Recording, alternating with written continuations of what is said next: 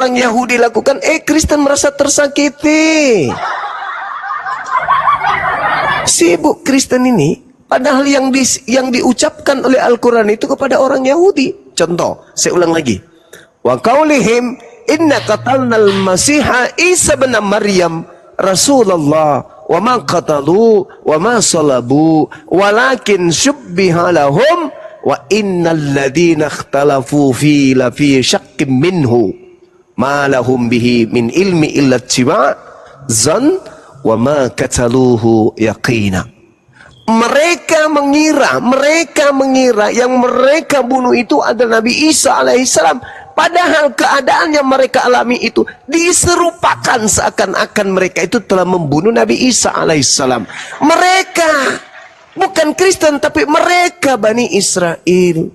Kenapa Kristen yang sibuk? Emang di situ Kristen hadir? Enggak kan? Nah, makanya saudara, Paulus telah membocorkan itu di dalam 1 Korintus 1 nomor 23. Penyaliban itu adalah batu sandungan. Kenapa penyaliban itu batu sandungan bagi Bani Israel? Apa? Ada yang tahu jawabannya? Dan bagi orang non-Yahudi, kata Paulus, itu adalah satu kebodohan. Kenapa juga penyaliban bagi orang non-Yahudi itu satu kebodohan? Itu juga harus dijawab. Kenapa penyaliban dianggap batu sandungan oleh Paulus? Dan kenapa dianggap kebodohan bagi non-Yahudi? Karena ada cerita terbalik di sana. Itu batu sandungan itu. Makanya kenapa dikatakan batu sandungan? Coba Anda lihat apa yang diceritakan kemudian Lukas di dalam Kisah Para Rasul 2. Karena itu ia melihat ke depan dan telah berbicara kemudian tentang kebangkitan Mesias. Kebangkitan. Di sini sebenarnya kalau kita jujur ingin memaknai, bahasa Yunaninya itu tidak mestinya dikatakan kebangkitan. Dinaikkan kemudian. Menaikkan Mesias. Ketika ia mengatakan bahwa dia tidak ditinggalkan di dunia orang mati. Dia tidak ditinggalkan di dunia orang mati. Tetapi kemudian dikatakan lagi, dan bahwa dagingnya tidak mengalami kebinasaan. Artinya daging Yesus ini, Nabi Isa alaihissalam dalam pandangan Islam, itu tidak menjadi mayat. Itu tidak menjadi mayat beliau. Oleh karena itulah saudara, ketika dalil ini menjadikan batu sandungan bagi orang Yahudi, makanya dikatakan Yesus inilah yang dibangkitkan oleh Elohim, dan tentang hal itu kami semua adalah saksi.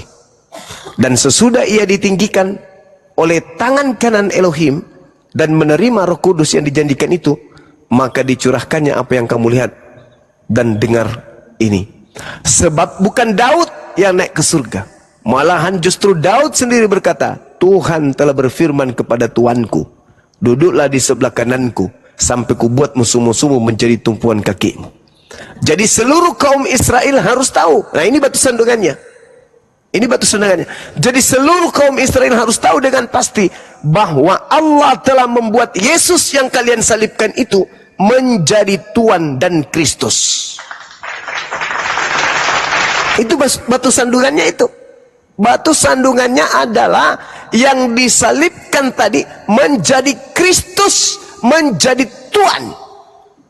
Pertanyaannya, menjadi Kristus palsu kah? Karena itu adalah batu sandungan. Ketika mereka mendengar hal itu, apa yang terjadi? Mereka terharu. Lalu mereka bertanya kepada Petrus dan rasul-rasul yang lain. Setelah mereka membunuh nih, apa kata orang itu kepada Petrus? Apakah yang harus kami perbuat, saudara-saudara? Jawab Petrus kepada mereka, bertaubatlah. Bertaubatlah, dan hendaklah kamu masing-masing memberi dirimu dibaptis dalam nama Yesus Kristus untuk pengampunan dosamu, maka kamu akan menerima karunia Roh Kudus. Sebab bagimulah janji itu, dan bagi anak-anakmu, dan bagi orang yang masih jauh, yaitu sebanyak yang dipanggil oleh Tuhan Elohim kita. Dan dengan banyak perkataan lain ia memberi suatu kesaksian yang sungguh-sungguh, dan ia mengecam dan menasihati mereka, katanya, berilah dirimu diselamatkan dari angkatan jahat ini. Itu batu sandungan bagi mereka Bani Israel. Ternyata setelah mereka melakukan pembunuhan, mereka menyesal. Mereka menyesal. Sehingga yang mereka bunuh ini diangkat kemudian oleh Tuhan mereka menjadi Kristus, menjadi penyesat, menjadi ladang kemudian bagi orang-orang untuk menjadi batu sandungan terhadap penyaliban. Dan terhadap orang non-Yahudi percaya itu adalah sebuah kebodohan. Pasti bodoh. Saya pastikan pasti bodoh. Pasti bodoh. Gak bisa tidak. Apakah yang dibunuh itu Tuhan? Bukan. Siapa yang dibunuh? Yesus. Apakah Yesus bukan Tuhanmu? Tuhan. Loh, dibunuh kemanusiaannya, kedagingannya. Tuh, ada benarnya ini Paulus juga. Makanya dikatakan Al-Quran wa makaru wa makarallah. Al-Quran kemudian menjelaskan itu. Ya, saya kira begitu saudara, bahwasanya jelas bagi kita, bagi kami ya, yang berakal sehat, bahwa tak ada hubungannya Kristen ini dengan penyaliban. Hanya ya kalau Paulus mengatakan adalah suatu kebodohan, ya memang saya melihat kalian itu culun sih kalau berbahas tentang penyaliban. Silakan.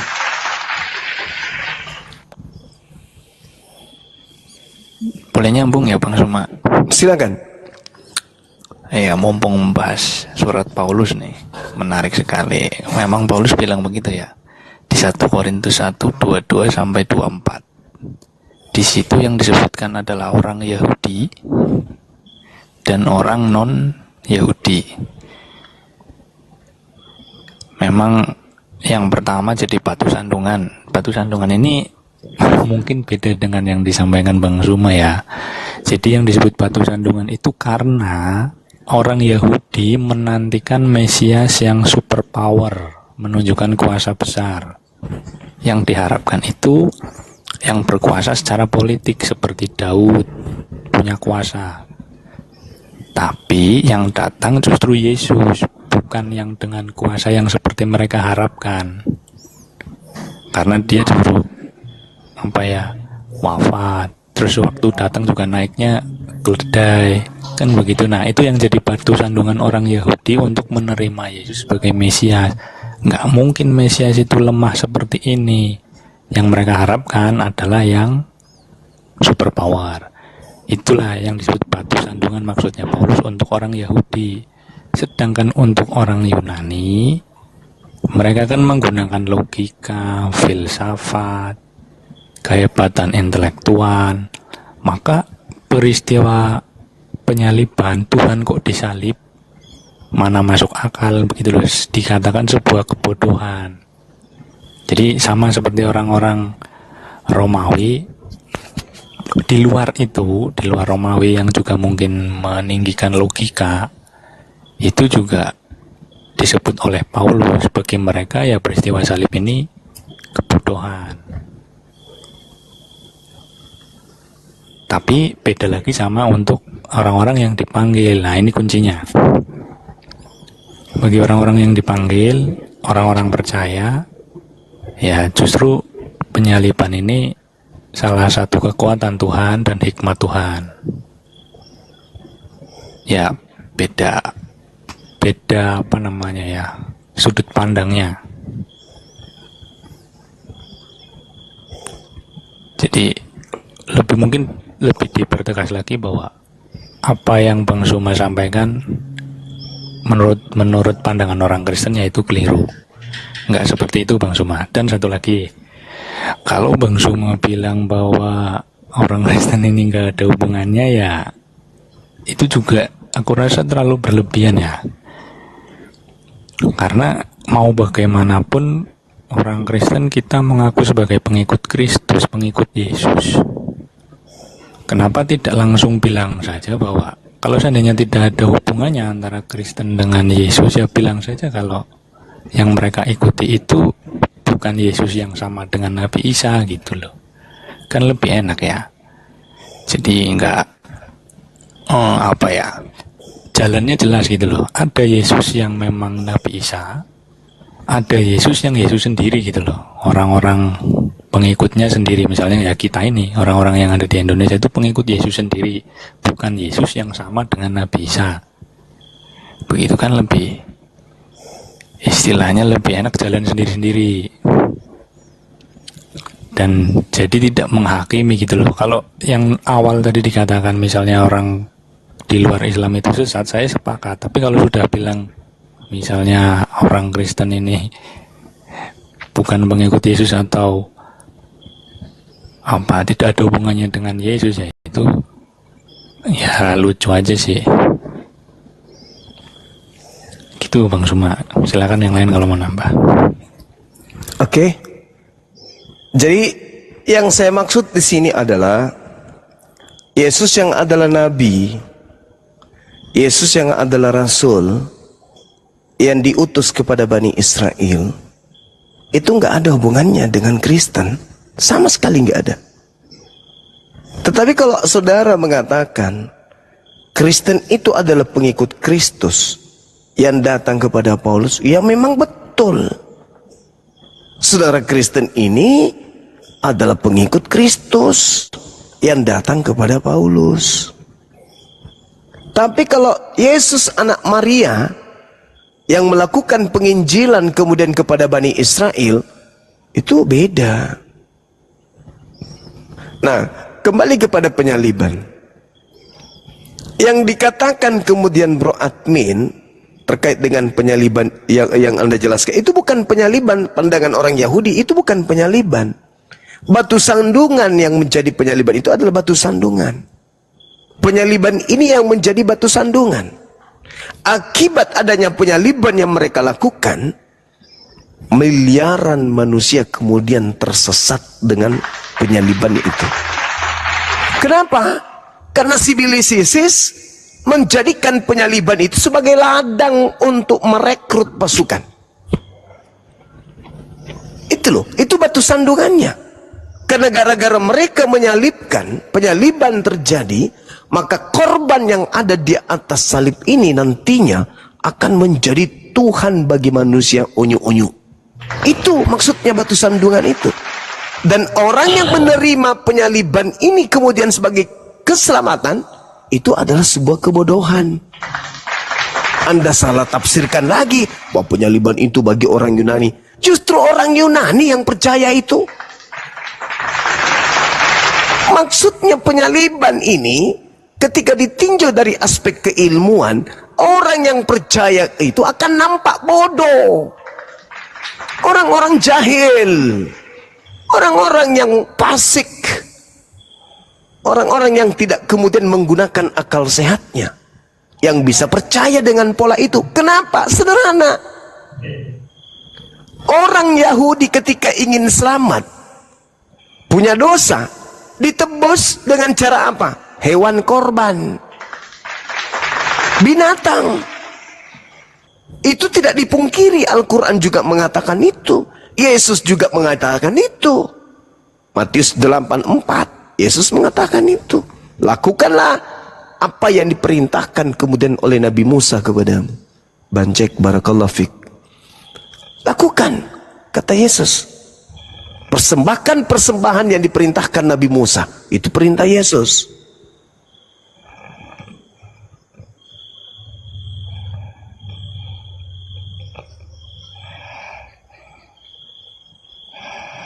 Waduh, Bang Yu makan ribet lagi nih Bang Dalbo. Nggak bener ini orang-orang ini. Waduh.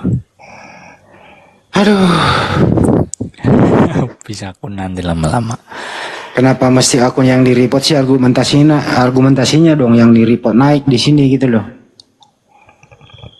Padahal ini diskusi santai aja kok. Coba tanggapi Bro Admin argumentasi Bang Juma. Bener nggak sih anaknya Maria yang ketemu Paulus itu di Damsik?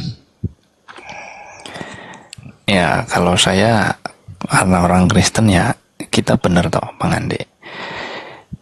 Jadi argumentasi saya cuman satu sama seperti sebelumnya ya. Tentang kedatangan Yesus ada dua, kedatangan rohani dan kedatangan secara penuh. Kedatangan rohani itu bisa kapan saja. Itu klaimnya Yesus sendiri. Yang satu lagi kedatangan kedua. Itu nanti di akhir zaman ya. Maka yang terjadi itu? Di Paulus itu ya yang rohani. Di mana itu ada informasi kedatangan rohani? Maksudnya apa itu? Ya contohnya nih klaimnya Yesus yang mengatakan 2-3 orang berkumpul dalam namaku, aku ada di tengah-tengah mereka, misalnya itu. Atau aku tidak akan meninggalkan kamu, apalah itu ayatnya, lupa aku, coba nanti aku baca. Ya salah satunya yang paling bisa dijadikan argumentasi ya klaimnya Yesus yang mengatakan 2-3 orang berkumpul dalam namaku, aku ada di tengah-tengah mereka, misalnya itu. Kalau yang ada maksud kedatangan rohani itu adalah Yesus, mestinya Anda harus cross check dulu dong informasi apa yang didapat dari kedatangan rohani itu. Apakah sama dengan pengajarannya waktu dia ada fisiknya di muka bumi? Sepertinya tidak deh. Kedatangan rohaninya beda pengajarannya menurut Anda nih dengan pengajarannya waktu dia masih hidup. Beda banget gitu loh Bro Admin. Gimana itu? Iya, itu yang diajarkan di kita ya, Bang Andi. Sehingga tidak menerjemahkan sebagai peristiwa Paulus itu sebagai kedatangan Yesus yang lain atau kedatangan Yesus kedua. Karena kita sudah diajarkan bahwa Yesus bisa datang secara rohani dan yang kedua bisa datang secara utuh atau sepenuhnya. Itu di akhir zaman kedatangan kedua. Jadi kita tidak ada tafsiran yang mengatakan bahwa yang datang ke Paulus itu adalah Yesus yang lain.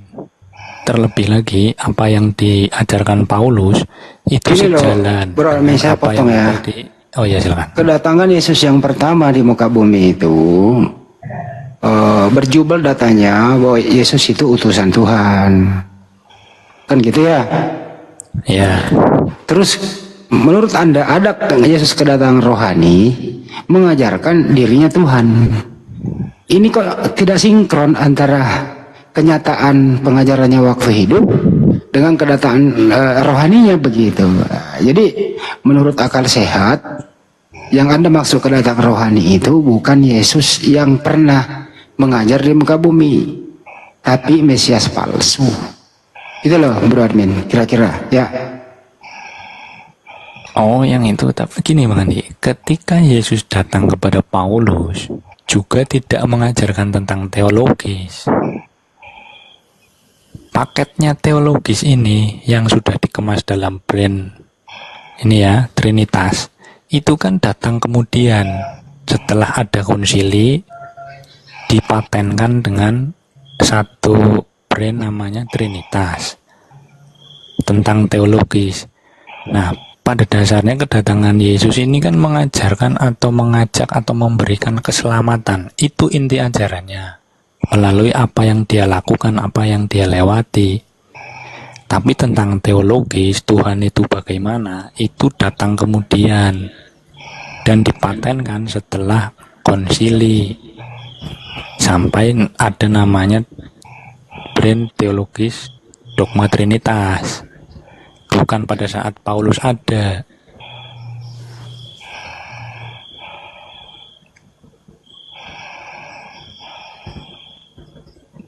Jadi itu udah beda.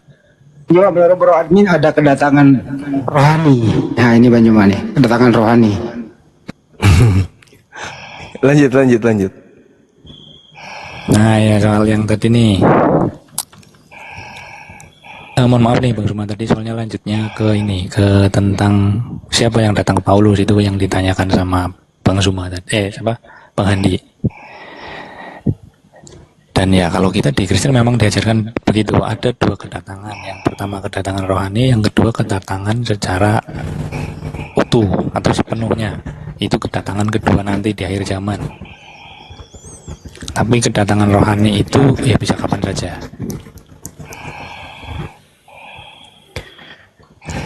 Iya, maksudnya kedatangan rohani itu Bro Admin, Yesus datang, rohnya yang datang gitu atau gimana? Ya enggak toh. Secara rohani berarti bukan secara wujud fisik yang utuh ya. Kalau kedatangan kedua kan di situ dikatakan mereka akan melihat. Mereka berarti semua yang bisa melihat akan melihat. Turun dari awan-awan ya kalau nggak salah itu ayatnya. Iya. Jadi kedatangan yang dimaksud kedatangan rohani ini maksudnya gimana? Ya secara pribadi. Tentang ekspresinya seperti apa ya masing-masing Bang Andi. Siapa? Bang Suma. Begitu. Yang dialami oleh Paulus ini, Termasuk yang dialami oleh Paulus. yang datang itu Yang apa? disebut secara rohani. Datang cahaya dari langit, kemudian terdengar suara dari langit, itu secara rohani. Ya itu kan ekspresinya yang dirasakan oleh Paulus, bisa mendengar tapi orang lain hanya melihat cahaya. Berarti ini halusinasi dia. Kalau halusinasi itu kan bahasa kedokteran Bang Andi. Ya, sekarang kalau misalnya Bro Admin kedatangan Yesus secara rohani, artinya Anda yang mendatangkan beliau kan? Iya ya, secara Dalam pikiran, sudut pandangnya kita yang dalam pikiran merasakan itu ya. Nah, sedangkan yang terjadi di Paulus ini bukan. Makanya Paulus bertanya, siapakah engkau Tuhan? Karena memang datang dalam bentuk wujud cahaya dan suara. Nyata itu. Sedangkan di dalam kitab Ibrani 10:12, Yesus itu duduk selama-lamanya di samping kanan Tuhan. Lengkap dengan jasadnya. Kalau Yesus turun ke bumi menemui Paulus rohnya saja, berarti rohnya keluar lagi tuh dari jasad. Mati lagi dia di atas sana. Karena Yesus terangkat dengan jasadnya. Sisi kemanusiaannya pun terangkat. Kalau dia turun ke bumi berupa roh, berarti dia tinggalkan jasad lagi di sana. Innalillahi lagi di sana. Mati lagi Yesus. 2 kali mengalami kematian. Ketika dia di bumi, roh keluar 3 hari, hari ketiga dia bangkit. Rohnya masuk kembali, bangkit dia. Ketika naik ke langit, turun ke bumi rohnya, tak ada jasadnya, mati lagi dia di atas. Jasad lagi, mayat jadi mayat lagi, dia duduk di sebelah kanan Bapa selama-lamanya. Berdasarkan Ibrani 10:12. Berarti Yesus mengalami 2 kali kematian. Atau jangan-jangan sesuai dengan pesan malaikat.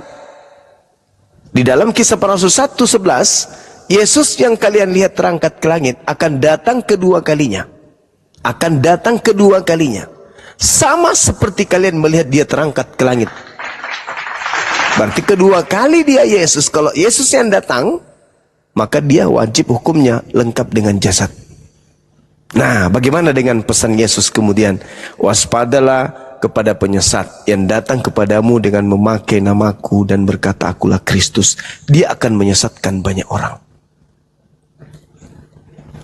Yesus kemudian tambahkan tuh. Bagaimanakah cara tandanya? Jika apabila engkau mendengar atau melihat ada orang berkata, ada Mesias di sana, ada Mesias di sini, jangan kamu percaya. Sebab Mesias palsu, Kristus palsu, dan nabi-nabi palsu akan datang dan akan melakukan banyak mukjizat. Sekiranya mungkin menyesatkan murid-murid pilihan juga. Camkanlah, aku telah mengatakannya terlebih dahulu kepadamu. Jadi apabila ada orang berkata ada Kristus di padang gurun, ada Kristus di dalam bilik, jangan kamu percaya. Bagaimana dengan pesan itu? Itu ucapan Yesus kepada angkatan pertama, orang yang hidup sesama dengannya. Waspadalah yang datang kepadamu. Berarti datang kepada murid Yesus, orang yang mengaku bertemu dengan gurunya. Kata Yesus, jangan kau percaya. Paulus datang, mengaku bertemu dengan Yesus di padang gurun. Murid-murid percaya enggak? Kalau murid-murid percaya, berarti dia termasuk kelompok yang disesatkan. Karena Yesus mengatakan, menyesatkan orang-orang pilihan juga, murid-murid pilihan. Nah, padahal pesannya jangan percaya. Sebab datang nanti kedua kali, aku lengkap dengan jasad. Ini tidak bisa dianggap sepele. Penyesat itu datang di abad pertama, mengaku Yesus Kristus, lalu menyesatkan banyak orang. Kalau ini bukan Kristen, orang banyak yang sesat ini bukan Kristen oleh Kristus yang palsu ini, lalu siapa? Ada enggak? Ada enggak orang yang mengatasnamakan diri mereka pengikut Kristus selain Kristen? Enggak ada. Sedangkan yang harus diwaspadai adalah Kristus. Kristen pengikut Kristus. Kristus mana yang diikuti oleh orang Kristen ini? Sedangkan Kristus yang adalah anak Maria, pengikutnya tidak ada jadi Kristen, nggak ada. Mereka tetap berpegang kepada ajaran yang guru mereka sampaikan. Seperti itu, kawan.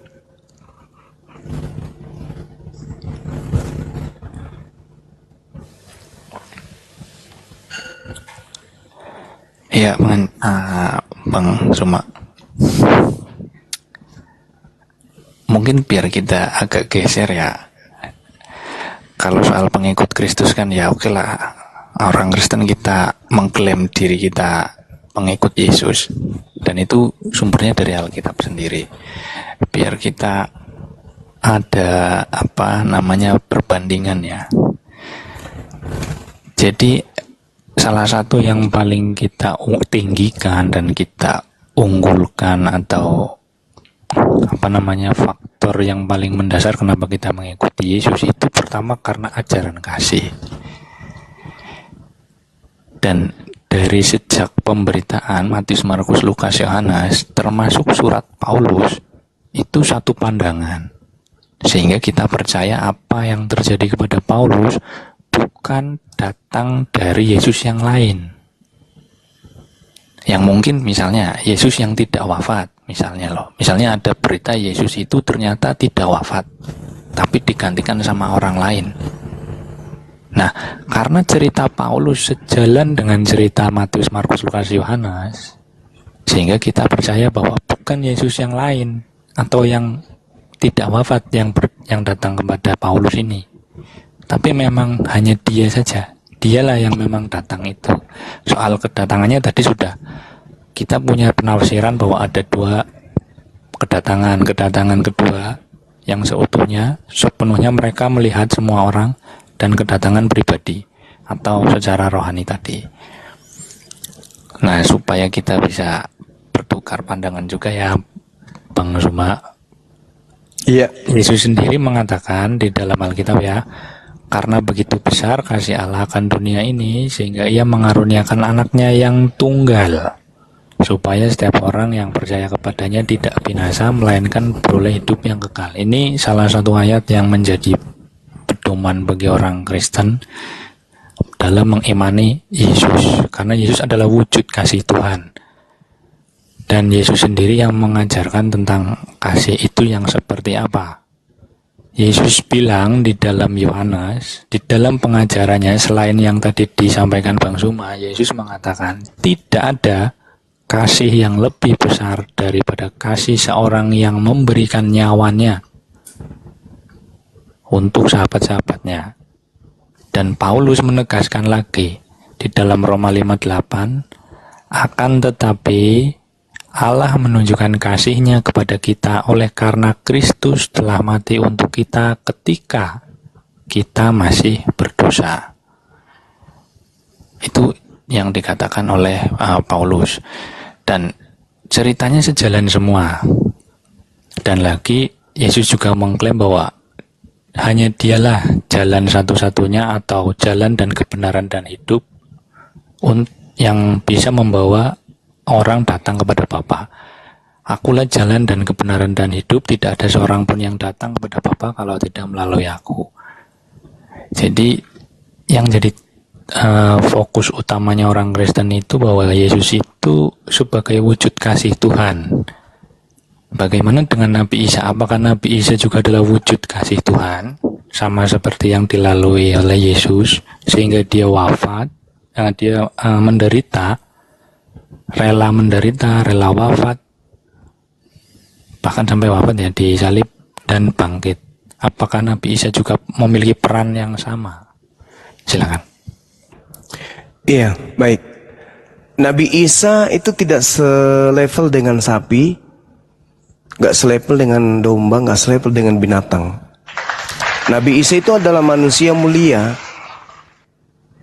Nabi Isa ini adalah salah satu utusan Tuhan yang dimuliakan, bahkan terkemuka di dunia dan di akhirat. Nah, sekarang permasalahannya, ketika Anda bertanya, apakah juga Nabi Isa itu menebus segala macam? Enggak. Jadi, Nabi Isa tidak selevel dengan domba, tidak selevel dengan kambing, tidak selevel dengan sapi. Yang selevel dengan sapi, yang selevel dengan domba itu Kristus yang datang kepada Kristen, yang datang kepada Paulus. Itu levelnya hewan.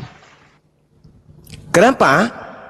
Karena Tuhan sendiri mengatakan dalam Al-Quran surah Al-Hajj ayat 34 bahwasanya nabi-nabi terdahulu, kaum terdahulu sudah disyariatkan aturan ketetapan bagi mereka ketika mereka ingin berkorban, mereka mengorbankan hewan ternak.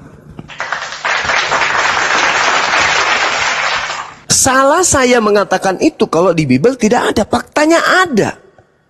Imamat 1 nomor 2. Katakanlah kepada orang Israel apabila mereka hendak mempersembahkan kurban penebus salah atau dosa, maka hendaklah mereka mempersembahkan hewan ternak, domba, kambing, sapi, lembu. Keluaran 29 nomor 14, ambillah kotoran sapi, ambillah kulitnya, dagingnya, dan kotorannya, bakarlah di luar kemah. Itulah korban penebus dosa. Jadi kalau orang Islam, Nabi Isa dan kaumnya hendak mempersembahkan kemudian kurban untuk dosa mereka, ya hewan dong. Yesus bagaimana? Matius 8:4, perintahkan kemudian untuk berkurban hewan. Jadi kalau Anda bertanya kepada saya katakan Nabi Isa alaihissalam hanya mengajarkan kemudian umatnya untuk bertaubat. Bagaimana dengan Yesus? Adakah ajaran taubat? Yes. Justru Yesus mengajarkan cara bertobat. Bahkan setelah kejadian mereka menyalibkan orang, Petrus murid Yesus pun mengajarkan agar mereka bertobat dari pekerjaan itu. Malah disuruh dibaptis. Artinya, kalau penyaliban itu menebus dosa mereka, kenapa mesti kemudian mereka dibaptis lagi? Kenapa disuruh bertobat lagi oleh Petrus? Bukankah Yesus mati untuk dosa-dosa mereka? Lalu mengapa mereka bertobat dari kejadian membunuh itu? Itu yang kedua. Kemudian ketika kita melihat pola yang ada di dalam ajaran agama Islam, berkorban hewan berarti kalau saya pinjam kepalanya bro admin, simpan di kepala saya nih, berarti yang nebus dosa saya ini kambing. Kambing ini sangat berjasa berarti. Kambing ini menyerahkan nyawanya untuk dosa-dosa saya berarti. Berarti saya harus tuankan ini. Karena dia begitu kasih, dia serahkan nyawanya demi dosa saya. Wah, ini kambing ini Tuhan. Begitu juga orang Yahudi, ketika pinjam kepala saudara bro admin, mereka akan menyembah sapi. Kenapa? Karena sapi telah berkorban, menyerahkan nyawanya demi untuk dosa orang Yahudi. Anehnya, orang Yahudi korbannya dipotong di leher, bukan digantung di salib. Anehnya lagi, tumbal atau korban penebus dosa oleh orang Yahudi dan orang Islam tidak disembah. Kristen korbannya adalah manusia, manusianya yang disembah. Andai saja Kristen ini disuruh perintahkan menyembah monyet, mengorbankan monyet, wow, saya nggak bisa pikirkan bagaimana Kristen menyembah monyet. Andai saja Kristen ini diperintahkan mempersembahkan sapi, maka sapi yang disembah. Persembahkan ayam, ayam yang disembah. Orang Yahudi sudah diajarkan, dan kalau Kristen meniru ajaran itu, maka harusnya Kristen berpola kepada ajaran tersebut. Apa itu? Korban tidak disembah. Korban ya korban. Ini berbeda. Ada kekuatan dunia gelap yang ingin disembah, sehingga dia mengajarkan bahwasanya aku berkorban untuk dosa-dosa kalian loh. Apa kemudian pembalasan kalian kepadaku? Tuhan kan saya dong. Sapi ada di Tuhan kan yang jadi korban tebus dosa. Kambing ada? Enggak ada. Nah ini saudara yang harus Anda pikirkan. Nabi Isa alaihissalam mengajarkan kemudian kepada kaumnya, Inni abdullah atani alkitab wa ja'alani nabiyan. Aku ini adalah hamba Allah. Mengajarkan kepada umatnya untuk menghambakan diri kepada Allah. Atani alkitab. Aku ini hamba Allah yang diberikan kemudian ketetapan. Mengajarkan kemudian kepada Bani Israel untuk ikut kepada ketetapan tersebut. Wa ja'alani nabiyan. Aku ini penerima wahyu dan aku ini penerima pesan untuk pada kalian. Apa pesannya? Ani abdullah rabbi wa rabbakum. Sembahlah Allah Tuhanku dan Tuhanmu. Itu cara jalan lurus yang diajarkan oleh Nabi Isa alaihissalam. Menyembahnya kepada Allah, taat kepada hukum-hukum Allah, dan taat juga kepada apa yang diperintahkan kemudian kepada mereka. Itu jalan keselamatannya. Ya Bani Israel, inni rasulullahi ilaikum. Aku ini adalah utusan Allah kepadamu. Mengajarkan Taurat kepadamu dan memberitakan tentang datangnya Nabi Muhammad sebagai roh kebenaran yang akan mengajarkan segala sesuatu yang akan datang setelahku. Itu ajaran Nabi Isa. Bagaimana dengan Yesus? Yesus pun mengajarkan hal yang sama. Cuman Kristus ini loh yang datang ke Paulus ini loh yang beda ajarannya. Kalau Anda mengatakan Anda percaya dalam Yohanes 3 nomor 16, coba gunakan akal sehat. Sekali lagi, gunakan akal sehat. Saya bacakan dengan seksama kitab Anda sendiri di dalam kitab Yohanes 3 nomor 16. Coba direnungkan setelah saya membacakan. Karena begitu besar kasih Tuhan akan dunia ini, sehingga dia menganugerahkan, mengaruniakan. Orang ini adalah anugerah, bukan kutuk. Dia adalah anugerah dari Tuhan. Anaknya yang tunggal, supaya setiap orang yang percaya kepadanya. Percaya kepada siapa? Paulus. Supaya setiap orang yang percaya kepada Yesus tidak binasa. Percaya kepada siapa? Yesus. Sekarang orang Kristen ini percaya enggak? Pada saat Yesus berkata, hei kalian, jika ada orang yang mengaku bertemu dengan aku di padang gurun, jangan kamu percaya. Kristen di mana posisinya ketika ada orang mengaku bertemu dengan Yesus di padang gurun? Percaya enggak kepada Yesus agar tidak percaya kepada oknum tersebut? Tidak. Katanya Yesus itu adalah jalan. Katanya untuk selamat percaya Yesus. Tapi ketika Yesus mengatakan, apabila ada orang mengaku bertemu dengan Kristus, mengaku bertemu dengan Mesias di padang gurun, jangan kamu percaya ya. Ya kalau percaya kepada Yesus ya jangan percaya. Mau satu orang Paulus 5, Paulus 7, Paulus 100, Paulus 1000, Paulus datang, aku bertemu dengan Yesus loh, Kristus loh, di padang gurun loh. Apa kata Yesus? Syukran Bang Afida. Apa kata Yesus? Jangan kamu percaya. Itu ucapannya. Ucapan yang diterangkan kemudian, yang diucapkan kemudian oleh Yesus. Kenapa Anda tidak percaya? Kalau Anda percaya kepada ucapan Yesus, kalau Anda percaya kepada Yesus, maka tidak mungkin Anda menjadi Kristen. Karena Kristen itu adalah pengikut Kristus yang datang kepada Paulus, di mana Yesus justru berkata, jangan kamu percaya kepada Kristus yang datang kepada nabinya, di mana nabinya nanti akan mengaku bertemu dengan aku. Kristus datang kepada nabinya, hei Paulus, iya paman, aku mengutusmu, pergilah ke Galilea, nanti kita akan ketemu di sana. Kau ajarkan, aku akan mengajarkan apa yang harus kau lakukan kepada non Israel. Ya, siap paman. Nah, datanglah si Kristus ini kepada Paulus. Habis itu Paulus datang. Aku adalah utusan Kristus kepada kalian, mengabarkan bahwa aku bertemu dengan guru kalian di padang gurun dan di dalam bilik. Muridnya yang masih normal otaknya akan ingat pada pesan gurunya. Apa pesan gurunya? Jangan kamu percaya. Mau dia manis-manis datang, mau mirip-miripkan aku, menyamanyamakan ajaranku, tapi itu bukan aku. Sebab kalau aku yang datang akan diikuti dengan tanda-tanda matahari menjadi gelap, bulan tak bercahaya, bintang berjatuhan, kuasa langit akan berguncang, aku akan nampak di tengah langit, seluruh manusia akan meratap dan seluruh manusia akan melihat aku.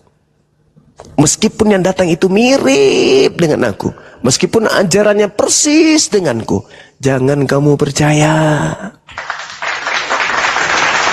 Lawang Anda katanya percaya supaya dapat hidup kekal, ya harus percaya kepada Yesus. Lah, kalau percaya kepada Yesus mustahil jadi Kristen.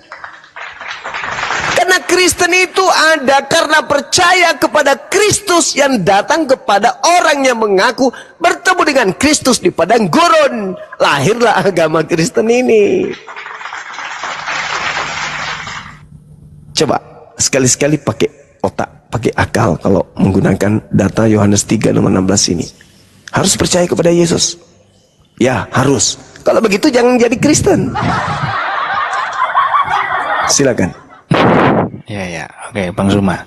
Kembali ke ayat yang tadi Bang Suma sampaikan ya, di Matius. Oke lah, kalau seandainya Bang Suma menolak Paulus, dan di sini Bang Suma menggunakan perkataan Yesus di dalam Matius. Yesus berkata, sebab Mesias-Mesias palsu dan nabi-nabi palsu akan muncul, dan mereka akan mengadakan tanda-tanda yang dahsyat dan mujizat-mujizat, sehingga sekiranya mungkin mereka menyesatkan orang-orang pilihan juga. Nah, yang saya mau tanyakan begini Bang Suma. Bang Suma kan menggunakan Matius 24.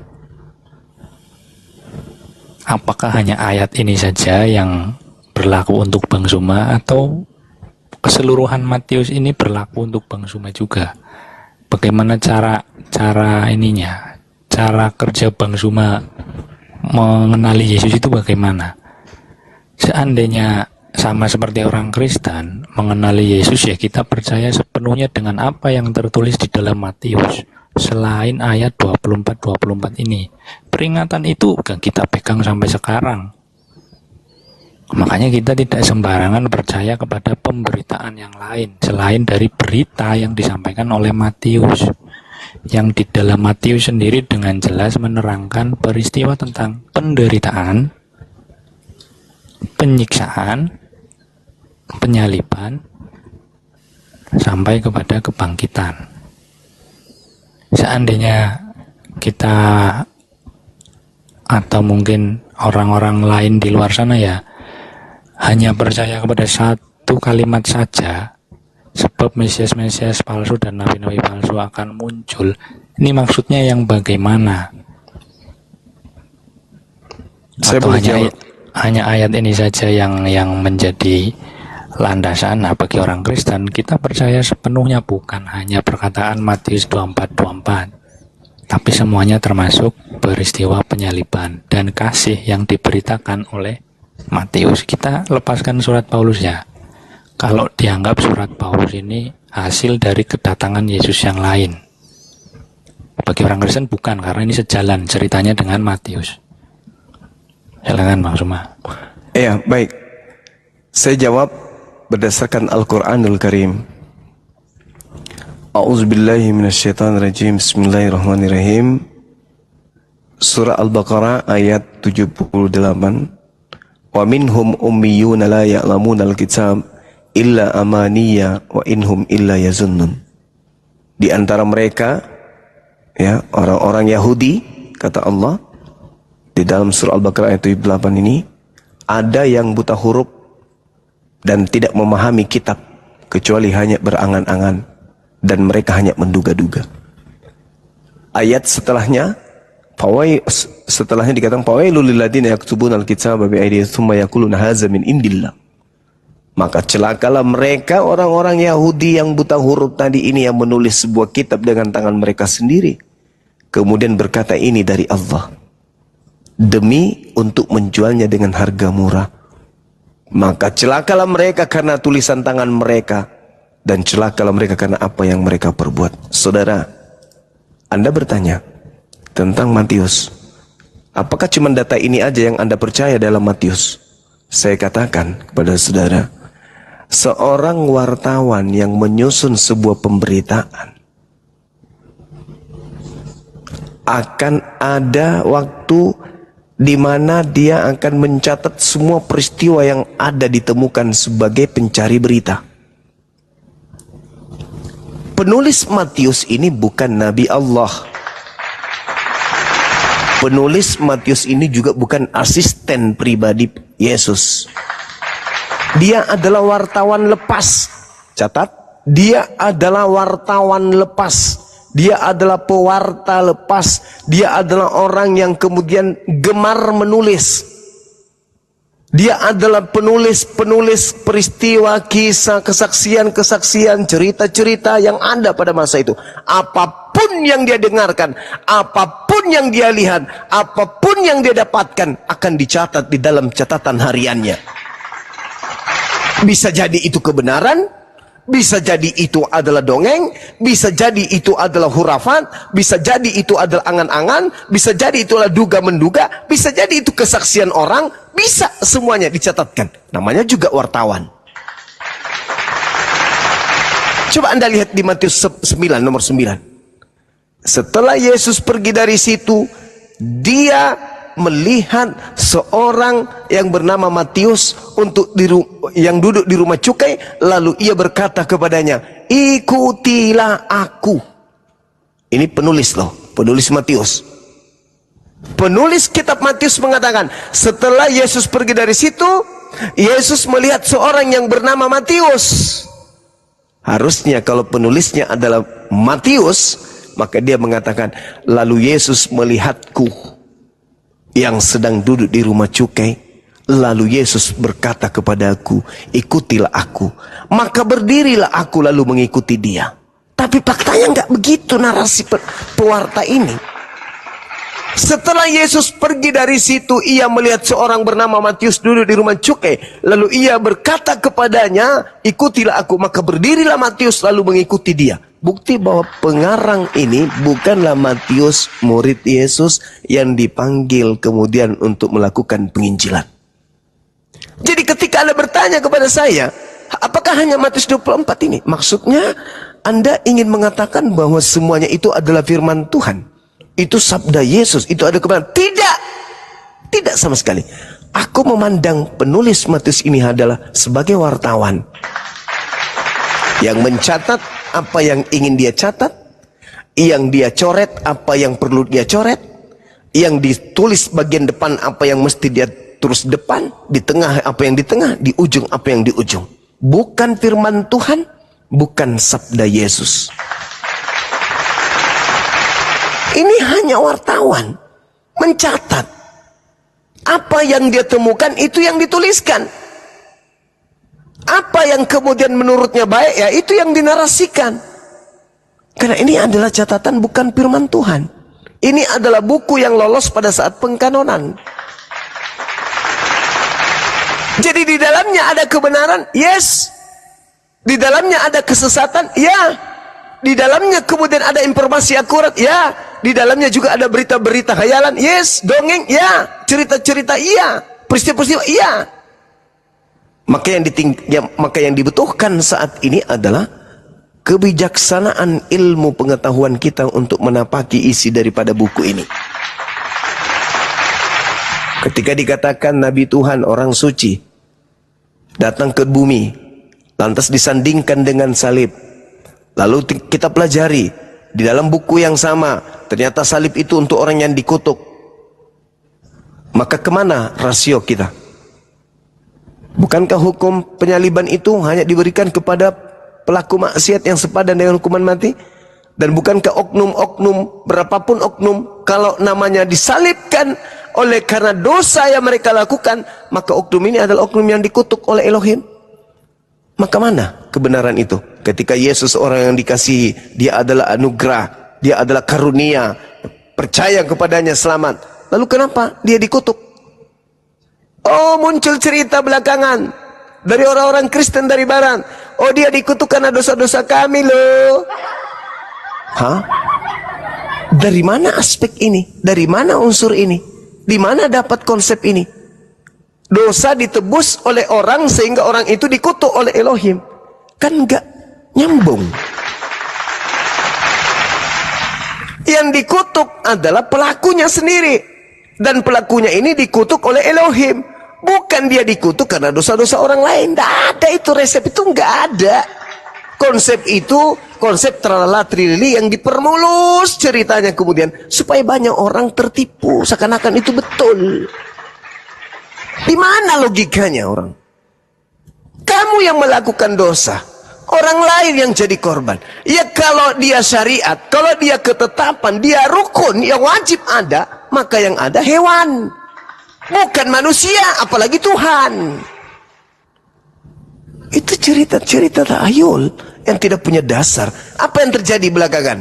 Oh, ini dikawinkan dengan kitab ini. Yang ini dikawinkan dengan kitab ini. Yang ini dikawinkan dengan kitab ini. Biar pas gitu loh. Oh, yang ini disusun. Oh, ini rangkaiannya adalah Mazmur 22. Oh, ini adalah Yesaya 53. Oh, kalau yang ini Yesaya 43. Kalau yang ini, oh ini yang di dalam Yesaya 7:14. Semua dikawin-kawinkan demi ego nafsu kemudian terhadap pengingkaran kepada ajaran yang benar. Itu aja dulu konsepnya. Jadi kalau Anda mengatakan dari mana Anda mendapatkan, saya terima semuanya, saya pelajari semuanya, saya kaji semuanya. Pada endingnya kemudian penulis-penulis kitab saudara Bro Admin ini tidak pernah sadar kalau kitabnya, catatannya kelak akan dijadikan sebagai kitab suci oleh orang-orang yang tak berakal sehat. Dia hanya menulis sesuai dengan apa seleranya. Dia tidak pernah mengatakan, aku menerima wahyu dari langit, lalu aku menyusunnya. Itu enggak ada. Itu enggak ada. Kitab wahyu pun tidak menerangkan seperti itu. Coba Anda baca wahyu 1. Apa yang dikatakan di sana? Inilah wahyu Yesus Kristus yang diterima dari Allah, yang untuk diberitakan kepada hamba-hambanya. Inilah wahyu Yesus Kristus yang dikaruniakan Elohim kepadanya, supaya ditunjukkannya kepada hamba-hambanya yang harus segera terjadi, dan oleh malaikatnya yang diutusnya ia telah menyatakannya kepada hambanya Yohanes. Ini maksudnya apa ini? Siapa lagi nih Yohanes? Beda lagi dengan penulisnya. Harusnya kalau buku wahyu ini dituliskan oleh Yohanes, maka dikatakan, dan ia telah menyatakannya kepada hambanya, yaitu aku.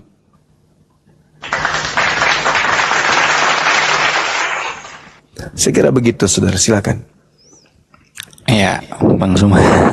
Oke, ini mohon maaf ya. Yang saya tanyakan tadi tentang cara Bang Sumanya, bukan.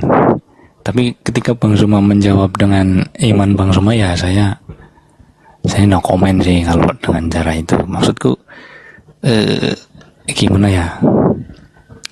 Jangan menggunakan hanya satu ayat saja kemudian itu yang benar, karena menurut iman Bang Suma itu yang dijelaskan dalam iman Bang Suma. Ya nggak seperti itu juga, Bang. Kalau bisa jangan seperti. Jadi pertanyaanku tuh bukan tentang imannya Bang Suma, enggak.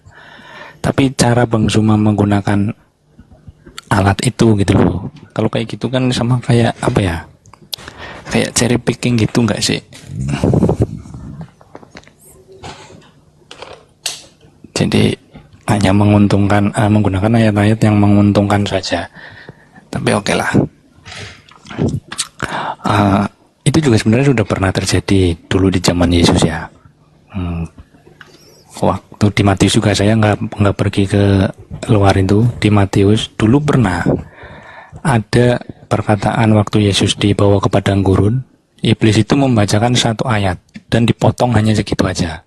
Katanya begini, jika engkau anak Allah, jatuhkan dirimu ke bawah, sebab ada tertulis, ia akan memerintahkan malaikat-malaikatnya dan mereka akan menentang engkau di atas tangannya supaya kakimu jangan terantuk kepada batu.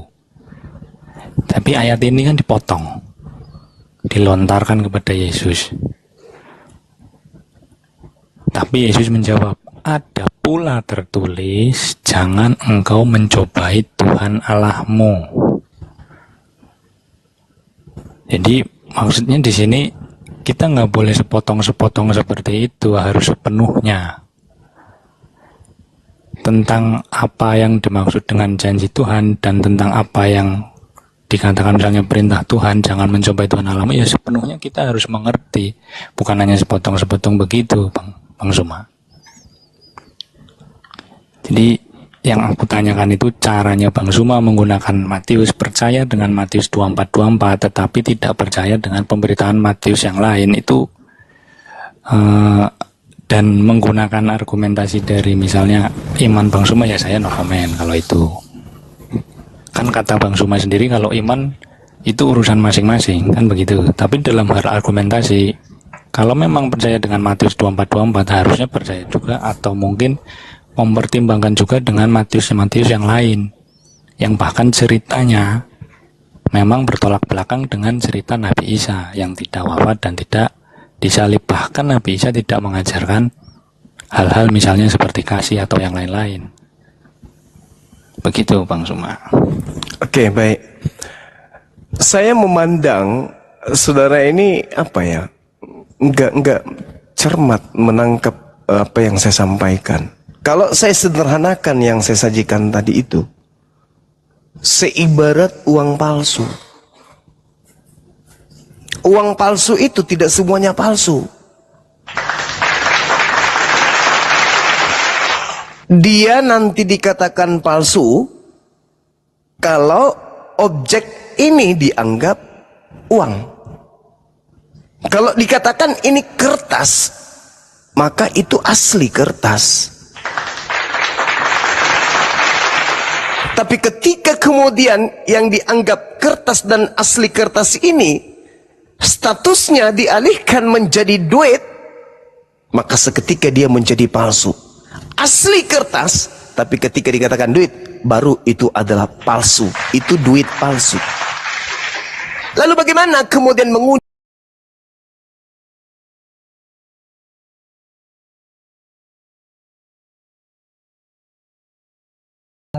Bisa diartikan tidur.